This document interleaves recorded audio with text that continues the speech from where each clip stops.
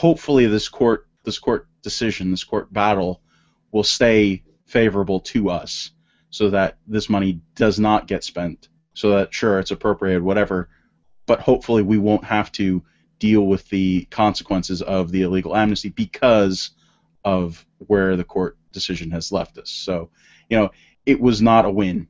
We didn't win today. We lost. We got our butts kicked, and I don't know. I mean, I don't know. I don't know what to say aside from what we've been saying for a long time, which is that elections have consequences, and there are clearly people that need to be removed, and that's done through a lot of hard work, and that starts now. It doesn't start when the new Congress happens and we re-elect Boehner again, and oh God, it's here. We have to deal with this now. We have to fight this now. No, now is when we fight it for the next time. That's all we can do. We can just start to work and start trying to find some good candidates to challenge people in primaries. To me, that's the only option that we have. Nobody wants to touch this. I'm seriously depressed. That's all. I had hoped that maybe Rush's idea of a strategy was what was going on. Andy had told me that if the bill went from the Senate back to the House untouched, and then if the House made some adjustments to it, such as removing the funding for the illegal amnesty part, that then send it back to the Senate, that they'd only need 51 votes to pass it. So that's what I was hoping for, so I was extremely disappointed when that didn't happen. But you're right. I mean, at this point, what do? We can either sit back at home and be depressed about it, or we can pick ourselves up and keep working on changing hearts and minds and getting those better candidates and keep changing. Here's the question for me. Okay, we were pretty much agreed, based on the results of November's election in 2014, that amnesty was a non-starter with the majority of the public, right? That this wasn't just a small contingent on the right who's against amnesty. This is a vast portion of the United States electorate, correct? I mean, yes, that's kind of what we landed on, right? Yeah. Okay, so given that, and given that this executive amnesty was so frustrating and so heinous, there's a lawsuit, obviously, that's holding some of this up. But the political end of it, all the guys who ran on that issue in part have, not all of them, there are plenty of Republicans who did vote against this, but it passed with mostly Democrat votes, and then some Republicans joined. All of those guys who ran on that no amnesty, no executive amnesty business, and all those people that they went and told, hey, we're going to fund everything except DHS so that we'll get to tackle this one issue that's unpopular, none of that happened. We were here staking a serious reputation on that being the case, that there was something going on here, that there was a plan, they were going to fight this, and I'm feeling today like there wasn't a plan. And I'm not the only one.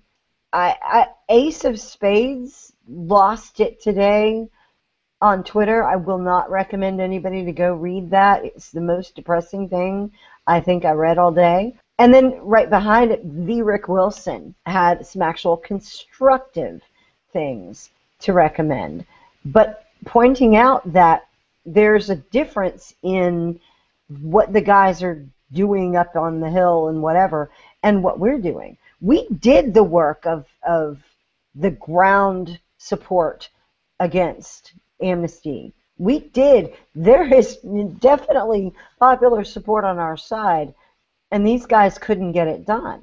And so that begs the question, are they afraid of the media? Are they afraid of donors? Were they winking at us while they were trying to let this go through? Or do they just not care? I mean, I'm honestly starting to wonder if some of these guys just don't care. They're just going to go with the flow. They've got a cushy job. Okay, whatever. We were elected for the next couple of years. And if that's the case, then there's got to be something that we can do about it. We can't make the guys in Washington become smart and stealthy and ninja-like about some of the things that they want to do.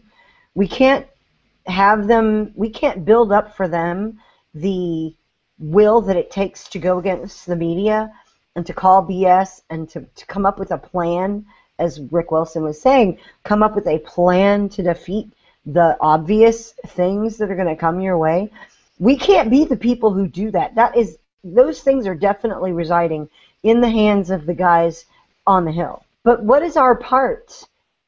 How, if we've built up this popular support for this and we can't move these guys and we can't get them to do the right thing here, what are our options? How do we carefully and strategically make our displeasure known? And thank you, BB, for knocking this story off of the front page, but we need to talk about it. Maybe a little less passionately. I know people are very upset. Maybe a little less passionately and a little more thoughtfully about it, but we can't let this stand. No, we can't. And I think this is a case where, yeah, primaries are needed. We cannot continue to have these types of people in power if they're not going to follow through and support things that are popular.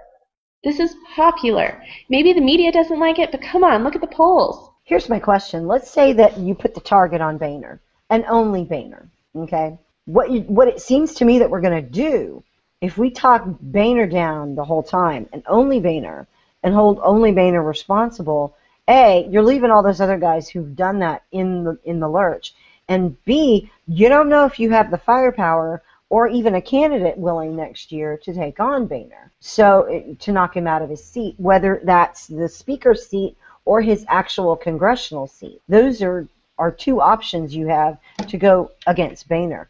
But also, I think there should be a symbolic movement somewhere. I'm always complaining about people who make symbolic gestures, but I think that someone needs to be put on well, I don't want to say nailed to a cross over this, but somebody needs to be sacrificed. We need to cut somebody's heart and lungs out and show it to them in their face over this. There must be somebody that falls for this. Oh my goodness, we went directly into Tea Party terrorism. This is not good. Oh great, here comes the NSA, JD. Hey, I didn't start it. It wasn't me. It was Texas. Texas was the one that started it. It would be nice. I think it would do something for the movement to see actual repercussions happen. But again, it's a question of how do we do it? Who do we pick? How do we do it? It's difficult. And in the chat right now, I just want to point out that we have Brass and we have Templeton the Rat, who are talking right now pretty vigorously about primarying all of the things and all of that stuff. And if people are afraid of the shutdown, well, it had no effect on 2014, so we shouldn't be afraid of shutdown. I can't say that I'm not afraid of a shutdown. I can't say that was not something that I was thinking that, oh God, with the messengers that we currently have in place, that somehow we could screw that up and have it be really, really, really bad. And I do think that it was more of a fluke than anything that the 2013 shutdown didn't cause us to lose catastrophically in 2014. I've said that before. I'm going to continue to say that because it's what I truthfully believe. But we need to fight the impulse to just directly go into primary all of the things. But we do need to make sure that we focus our efforts on a couple of targets, and we can do that. That's not.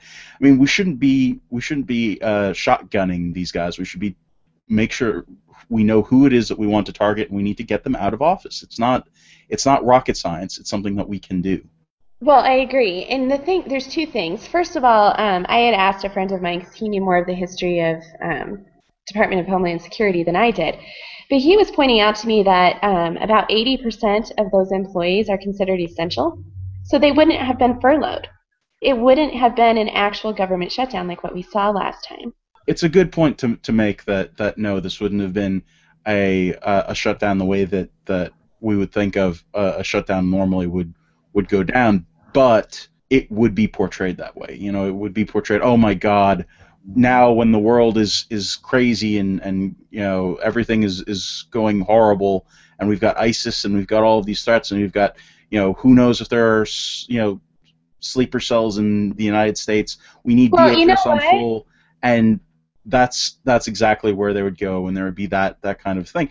Which again, I hate to say this, I hate to even to rationalize the fact that we're not having this fight, because I want this fight. I wanted this fight, and I thought that we could win this fight. But well, you know, well, yeah, and besides which, come on, you know what? If you're really that worried about the border, Democrats, media, and about terrorism, how about you let the Border Patrol do their job? How about you arm them, allow them to, defend themselves when rocks are being thrown at their head? But as far as amnesty, I think this is something that is really important, that we really need to be taking more seriously as Republicans. Because, look, if you grant amnesty, those people who are coming here, there are some good ones. I totally agree. There are people who are trying to get out of desperate situations. They want a better life, etc.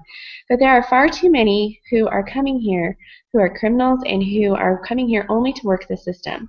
And when you look at the demographics and how they vote, over 94% of them or something like that vote Democrat. That is the only reason that they want this to go through. And I think it's one measure of an advantage for candidates who are governors for 2016 and not in Congress as senators or whatever. It's one advantage to them that their handprints are not going to be on this. They're not going to have to deal with this. They can take a separate position. They don't have a voting record on it, nothing like that. And it's probably a good argument for a gubernatorial candidate who can separate himself from Washington. It turns out that... Oh my gosh, how horrible, I'm scared. I know. Okay? So some homeowners in a neighborhood in this small area just south of Denver woke up and all the houses had been shoveled of snow in the middle of the night. A bunch of teenagers got together and just... Oh my God, did they have union supervision? They did not. Neither did they have permits. They left what about little OSHA? signs. Nope.